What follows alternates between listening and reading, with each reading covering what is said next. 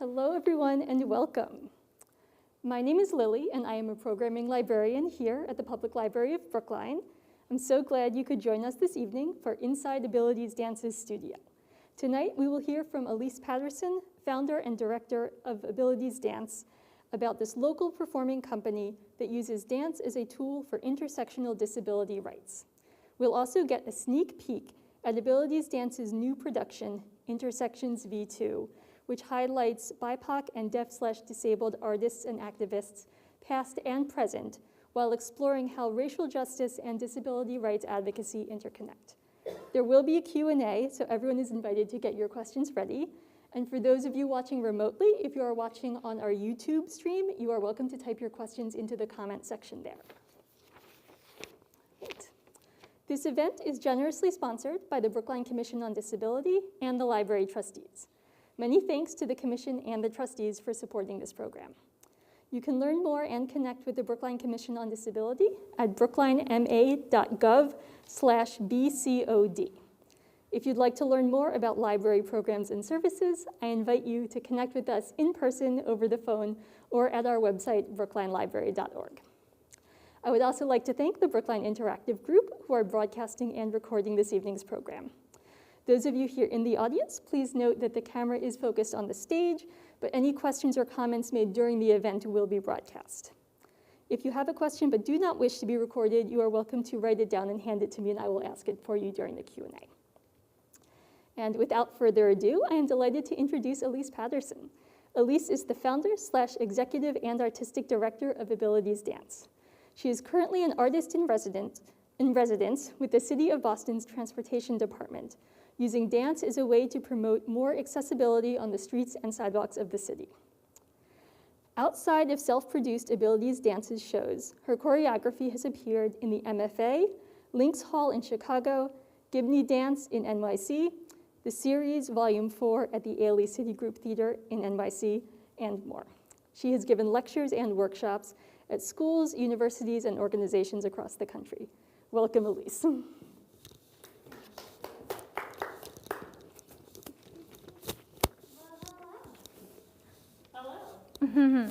My name is Elise, pronouns she, her, and I'm the founder of Abilities Dance. And I founded this organization 6 years ago when I, as a disabled dancer, couldn't find a space in the area and wanted to create that space for myself and for others like me and not like me. And so we have our performing company, which we'll mainly talk about today, that are all adult artists with and without disabilities located across the country that contribute a variety of different artistry, not just dancing, but music and costumes and a variety to kind of bring stories to life. And our community engagement, which is similar to this, where we just go into different spaces and have conversations about the work that we do and how I try to make connections, try to think about where we can both learn in order to make spaces more inclusive for everyone. So this really came about because I was recently featured in this book called Inside Their Studios, which is available to check out at the Brookline Library, and about a variety of different deaf and disabled artists and their practices and kind of how their studios look like. And ours is a kind of a mix of both my home space and also virtually, because all of our folks are across the country, and how we create work. And in thinking of our upcoming show, which is April 21st and 22nd, called Intersections V2, thinking about the process behind that. We did an intersection show last year, and it was really well received, and it was honoring BIPOC and disabled artists and activists, past and present, primarily because those of us like myself and our director of music, Andrew, who live at the intersections of both. Andrew as an Asian disabled, wonderful composer, musician, and myself as a Black disabled woman, thinking about how racial equity spaces often are inaccessible for us, and disability work can be really white, and not think about the work that the cultures and the work that we do. And so this space is kind of to honor that. And to also take it a step further and connect those life stories to bills on the state floor, so that we could change laws and make more rights for our community, because there's still a lot left behind for us. So I thought I would start in reverse in thinking of showing a piece from last year's intersection show. The honoree Eddie Masonette is a wonderful disabled Afro-Latina storyteller. So I will start there and showing the story of that work. And things that are really cool to note about our performances is that we have live captioning that occurs that is at the bottom of the screen for folks who might need to use captions but may not know ASL. We have an ASL interpreter in the corner so that those in person and watching virtually can see. And we also have audio descriptions in the music so that blind and low vision folks can know the dance of what's going on and be able to engage and to see that all come together.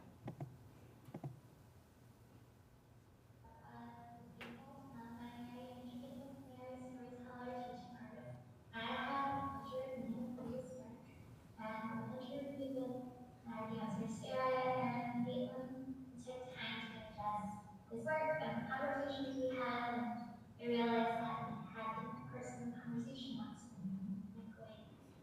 And Erin's own childhood stuck out, and his school, and not being able to for doctors. Caitlin's understanding of criminal life, her works with her body, and using spinning comments. Vera was struck by Eddie's writing and how we all have unique ways of communicating. And I learned in a separate conversation of how he's been an advocate for different community members and getting them the health care they need, which ties into the bill preventing discrimination against persons with disabilities and professional health. So basically, because the audio was tough, I can, I guess, turn the lights back on briefly. Not used to lights on, lights off situation. Was basically that we had conversation where the dancers got to meet the honorees, and they all connected with him in different ways. Caitlin in being able to newly understand neurodivergence and what that means as an adult. Dara in just the poetry and writing and kind of that primary form of Eddie's life. Myself in just being an advocate and in thinking of the different community members of getting the health care that they need, which was something that Eddie is really important of and just did for me today as being an advocate for community, which is what we all tend to do, and how we connected a bill that was about getting more health care for all, because there's still legalized health care discrimination for folks with disabilities, unfortunately. And we put all that into a piece. Okay. Thank you. Types, each embodying a different aspect of Eddie's identity and life.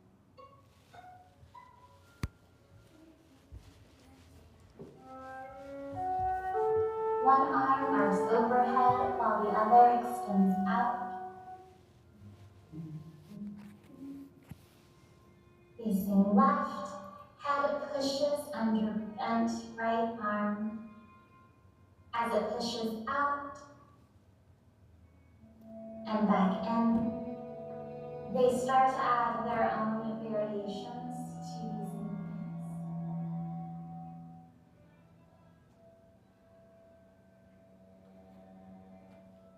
Signifying the parts of ourselves that are constantly in flux.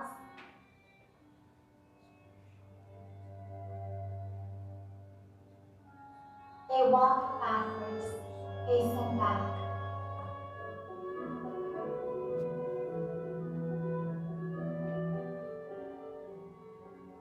Caitlin and Dara's arms alternate arguing over, facing different directions. Erin's arms are up and over like a light arm, wishing to turn back to travel. Alternate arms rising forward, arms held looking out, and lost parts of travel, feeling as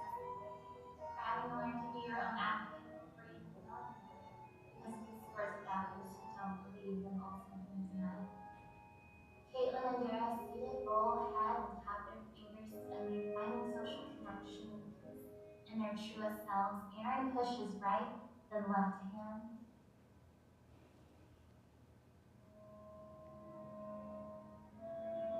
Dara then goes to Aaron as they extend arms and legs in different angles, spinning around each other in their repetitive movements. Caitlin wraps themselves in care, swaying side to side, contemplating crafting a life that works for their body.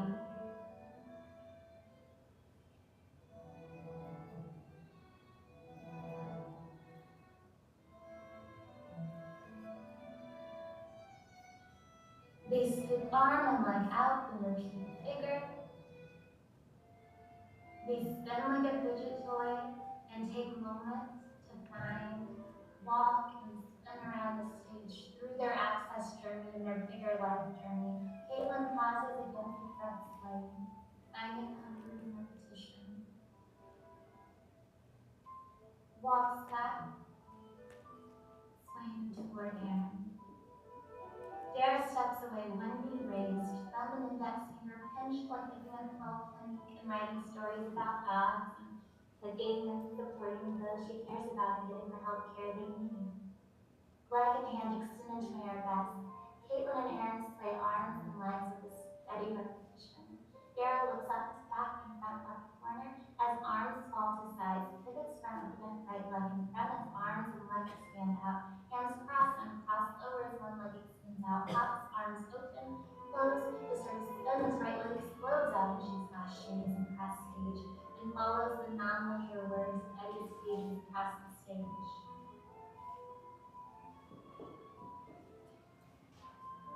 Caitlin and Aaron float hand down into the piano keys.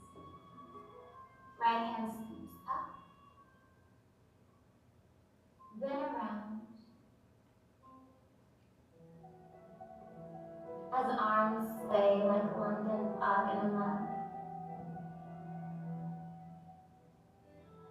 Arms extend out and back in, caring for community and receiving community care.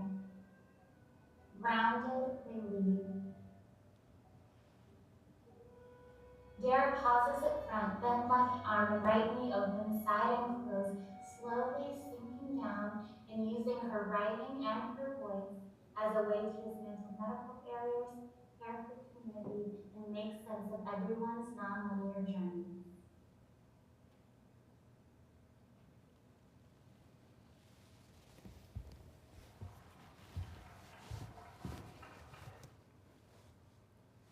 Okay.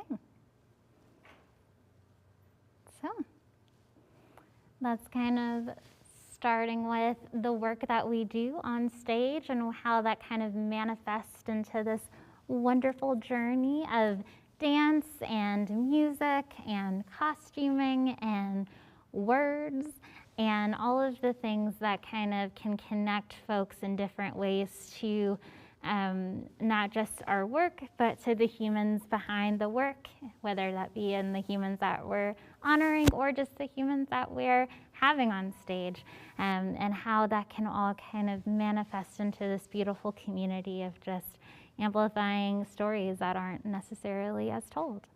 And so we're doing another round of it this April with even more wonderful honorees that are globally now for this year's, and thinking of how to become even more invested in community. So in addition to continuing to work with different advocacy groups like Disability Policy Consortium, we're also working with Easter Seals, which is another disability organization, to highlight the bills and the needs for our community, because I have always said we're not just here to do dance, but using dance as a tool for more, and that more needs to be very intentional and very strong, because there's still so much that we need done in our spaces.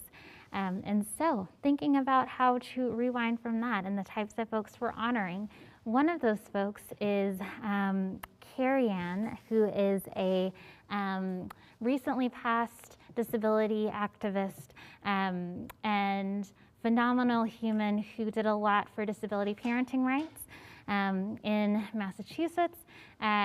If a disabled and non-disabled parent are in custody, it automatically goes to the non-disabled parent regardless of any extenuating factors. And so a bill like this would kind of equalize those chances for the better of the child and the family overall.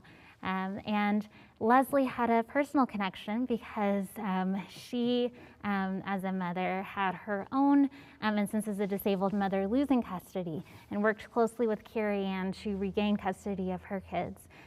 So it's coming from a very personal place. And it's has been beautiful to work on with her. And I will play a clip of that preview as well.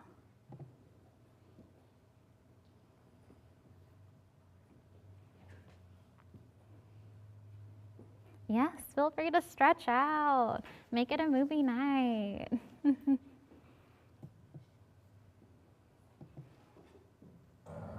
This piece is inspired by the late disability rights and disabled parents' rights advocate and lawyer Carrie Ann Lucas, and also is inspired by the bill now trying to protect and support disabled parents' custody rights.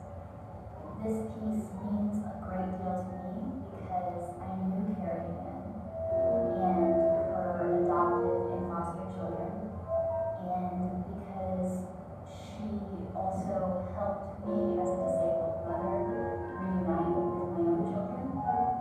And she was an incredibly strong person and a strong feminist. And I just feel really honored to be performing this for her as an ancestor.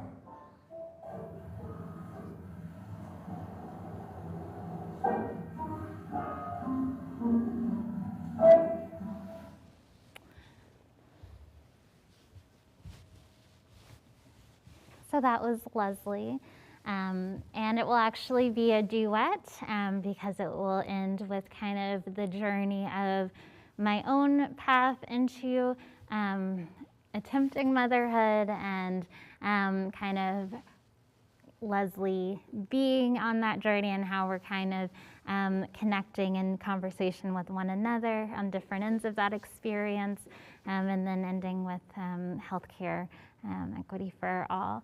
And so that's a piece that will premiere in our April show, and just a sample of kind of how we took some research, but we also talked with folks as well, and living folks to honor folks while they are still with us, that they are mattering as well.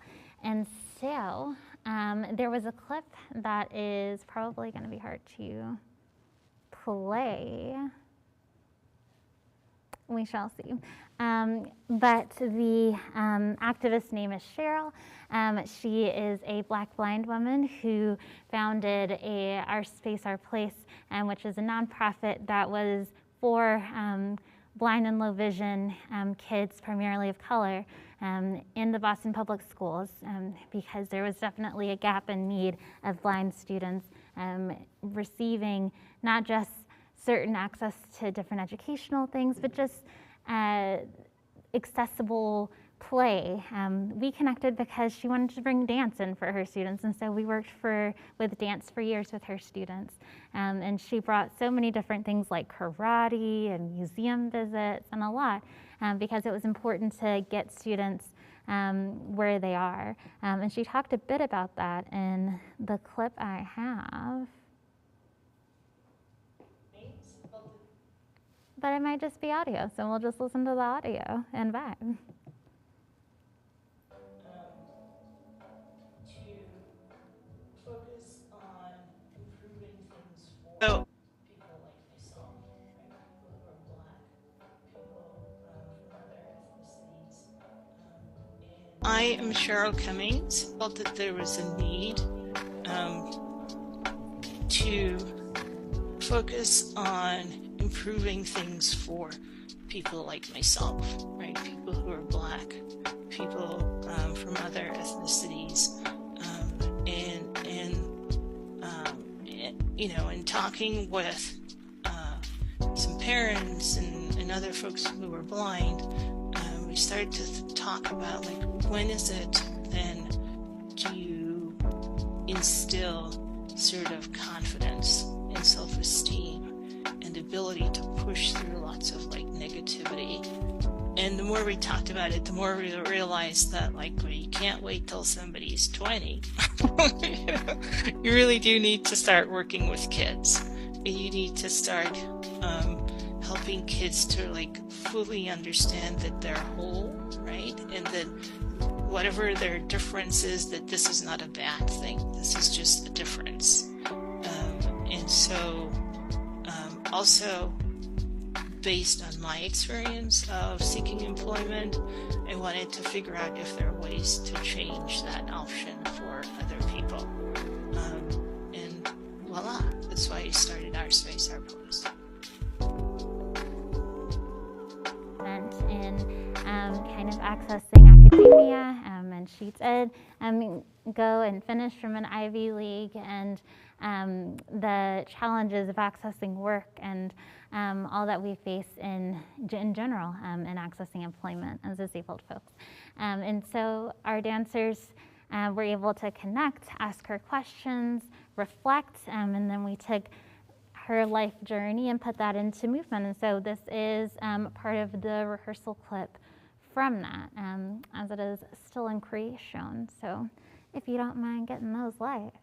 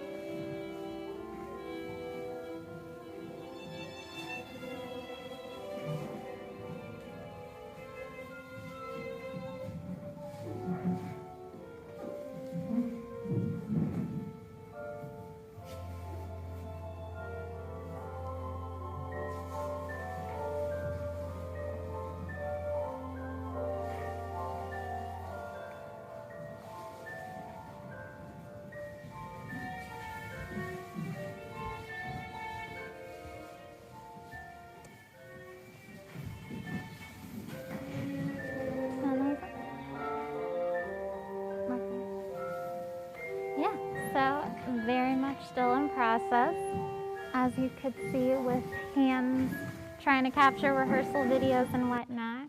But we have in-person rehearsals maybe once or twice a show run, but the rest is created completely virtually. It's just a more accessible method for a lot of us. And it has worked out well, as you can see, because magic can still happen even when we're virtual. And it just works out better logistically, better for dancers' energies and whatnot.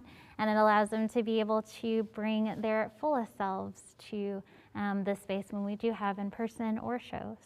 The dancers listed here and before all have different identities that are disabled or non-disabled, and that always add a note too that not all disabilities are visible, so some folks have invisible disabilities as well, and that is all kind of a part of our process in thinking of how do we adapt the movement and sometimes other elements of the work as well to make sure that folks feel supported in the process as much as everyone else does too.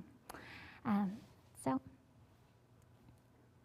there's a look inside of our studio, both the virtual and in person, and all the elements in between. The only missing part in this, especially for Cheryl's, is the audio descriptions, which comes a bit later in the process, but different lines and quotes and reflections are kind of caught, and then we add that in the end into the kind of overarching story whenever that's finished, and making sure that as we go, we're thinking of those elements and how we can really create the strongest story possible. And then I get to work writing that. And we have our lovely editor, Amber, who also identifies as blind, so that my own thoughts aren't getting in the way of good audio descriptions, since I don't identify as blind or low vision, but want to make sure that they are of use to the community. And we continue creating. And while the research or the themes might differ, the process stays fairly the same, and then kind of evolves as new people flow in and out, but allowing it to be ever so fluid so that it continues to be even more accessible to the folks in the space, and that lends itself to an even better performance. The end.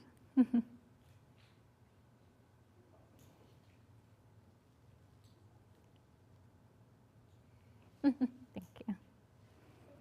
Thank you so much. I want to open it up to folks here. If you have questions, and folks watching online, if you want to type in any questions you have to in the chat in the YouTube stream, I can read those out to you as well. So folks in the room have questions. If my mic is on, I can repeat the question so folks, so it can be captured for the recordings, and then we'll turn it over to you. Sounds good.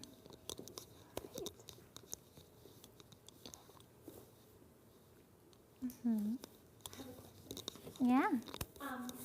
For the first time, as you know, I've seen you perform in various venues, but this was the first time I had the oh my, little aha moment when I was reading along with some of the captions and how they're almost poetic, like the whole idea that was it the London fog in a mug, and I was like, I felt like maybe is this like a whole new art form? It's not dance. Well, it is dance, but it's also.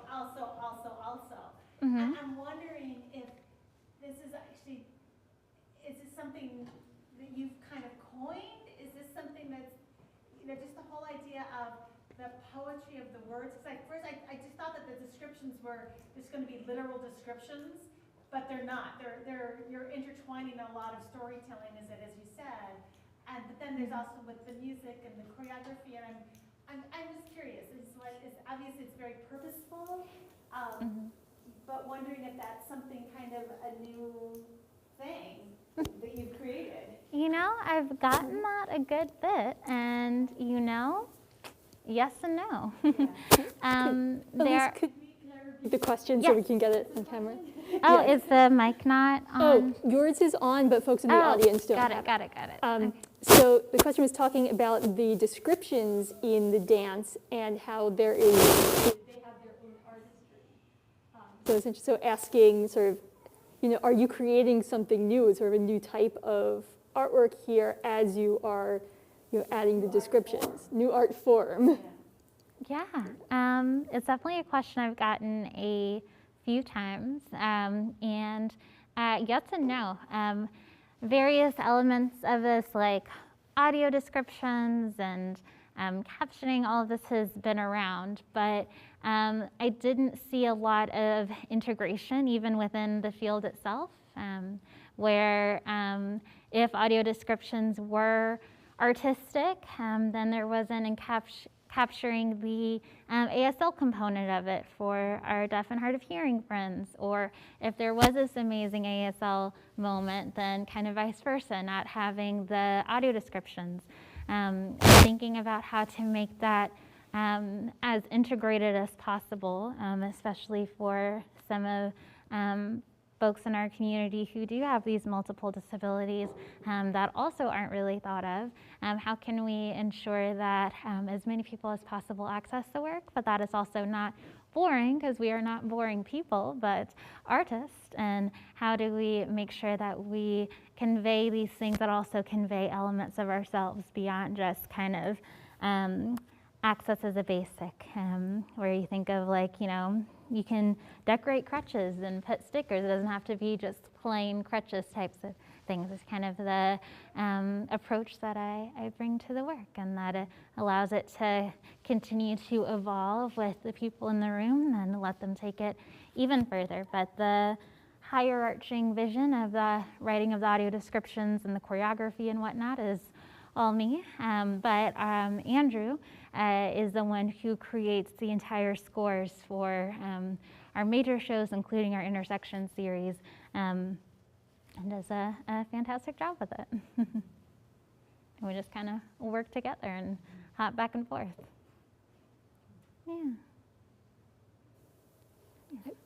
I'd like to ask a question. Yeah. You started talking about the music compositions. Do you always use original music, and how do you work together with the composer? What's that process like? Yes, so I do always use original music, in part because it allows for certain even more connectedness with the movement of the folks that are in the room, but also because it allows for access even within music as well, where there can be allowed for certain rest and certain breaks in the music, or allowance for certain musical cues that might be needed to jog memories and things like that. And so Andrew also oversees two other composers who work on our other shows as well. And so between the three of them, and then working with some live musicians as well, there's a powerful music team that we have that allows for the work to be even more, the dance work to be even more supported on stage. Yeah. I will also ask again, you talked a little bit about virtual rehearsals, and that made me wonder, I know you started, I believe, before the pandemic, the group started before, and you've gone through the pandemic. Have virtual rehearsals always been a part of the practice, or was that new during the pandemic, and were there other ways that the pandemic sort of affected the company? Yeah, so virtual rehearsals were part of our work beforehand, but not to the degree as when the pandemic occurred. It allowed for us to be able to work with out-of-state folks more easily, as well as just provide space if someone wasn't feeling well enough to get into the studio, but was able to move in their home, still allowing to participate in rehearsal in that way and keep the process going and meeting folks where they are.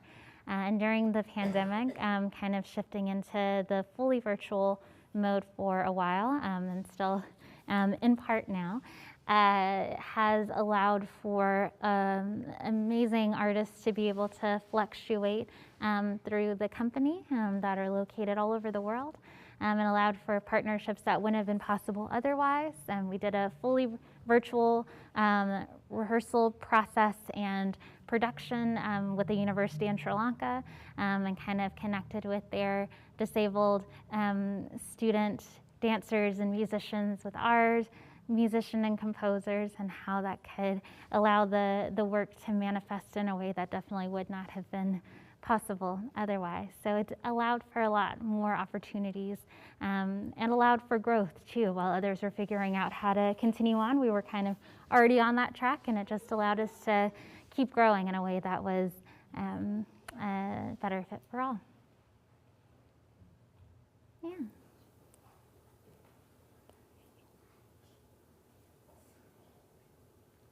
Yeah. Are your spaces mostly focused on coming together as creators to perform, or do you ever have spaces where people just come and move together, but not necessarily with the end goal of performance, but more community? Yeah. I'm going to repeat the question. So are your programs always sort of with the people coming together to perform, or are there also programs where folks are coming together and with the goal of more movement? Did that capture it? Yeah, movement and community, and not necessarily just production. Right. Movement and community as opposed to the goal of just production. Yes.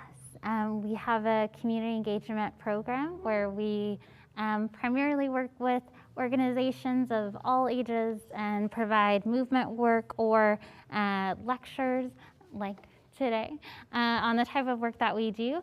And the movement work aspect can be a one-time workshop or ongoing recurring series. I mentioned we worked with Our Space, Our Place, so we taught movement weekly to their students for a school year throughout a few years, and being able to see growth in performance and movement on stage was really great, or in a classroom setting. And then some of them did opt in to perform in a couple of our shows, but outside of that, being able to just have classroom moments where you could just dance for the social, emotional wellness aspects as opposed to just performance was really great, and also important and needed too.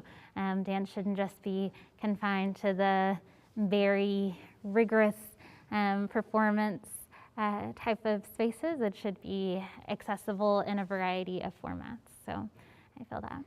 And we also do classes too. So we do primarily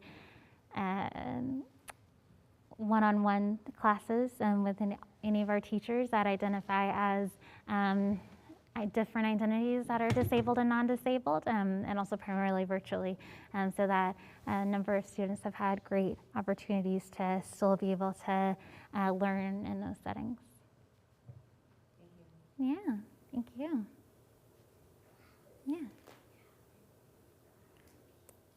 Any other thoughts, comments, questions, concerns, feelings? No?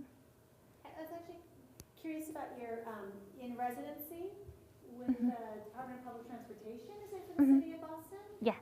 I'm curious, first off, congratulations. That sounds like a really cool gig.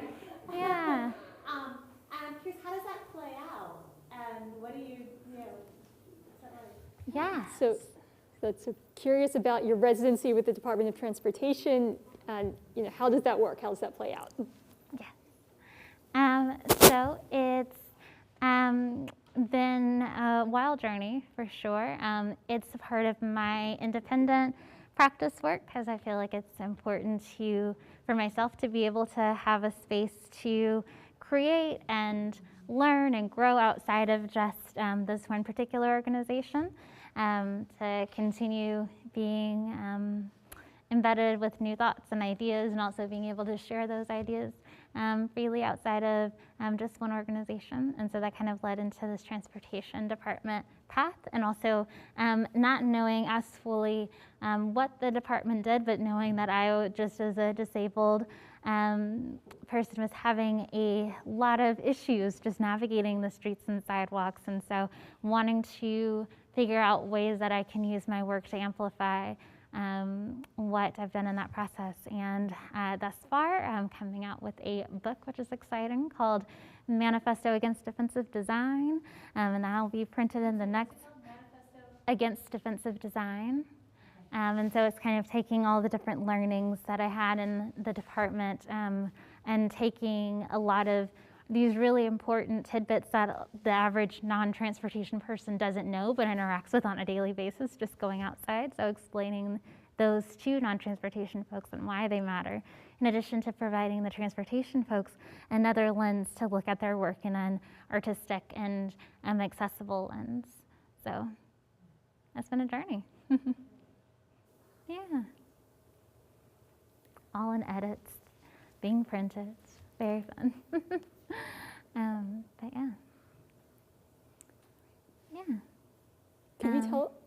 Go ahead. Could you tell us a little more about sort of, what is coming up for Abilities Dance? You have the Intersections B2. What else is on the horizon? Yeah, we still have a number of community performances and workshops, so can go on our events page and look up what those are. Some are geared toward kids or adults, depending on the space. And as far as performances, after this show, will have a virtual series coming up that hasn't been announced yet, but will feature some dancers that are creating work themselves and kind of thinking of the intersections of disability justice and climate justice, and kind of going back to our virtual only process and production to lower our overall footprint in the process of creating work and seeing how that manifests into fruition. So feel free to be on the lookout for that. But seems like we're always up to a lot. So feel free to follow us on socials or on our website and stay connected into what we're doing, and keep thinking about how to stay moving and how those movements can be more inclusive to our friends in school or our colleagues or what have you. So there we go. Okay. All right. Yeah. And if there are no other questions, then I will just bow, add a little bit of movement since you were asking about dance movement, but add a little bit of a bow and a twirl and a bow again. Thank you. Thank you.